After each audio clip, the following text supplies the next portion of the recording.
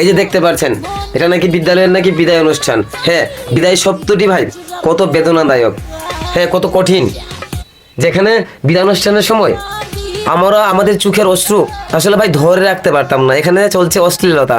আমি তো অবাক হচ্ছে এই বিদ্যালয়ের যারা শিক্ষক যারা আছেন, এবং আরও বেশি অবাক হচ্ছে বিদ্যালয়ের কমিটি বিন্দুদের। আসলে ভাই এটা কি যাত্রাপালা নাকি কোনো বিদ্যালয়ের সাংস্কৃতিক অনুষ্ঠান ভাই? আমার তো মনে হচ্ছে না যে যাত্রাপালার চেয়ে কোনো অংশ কম।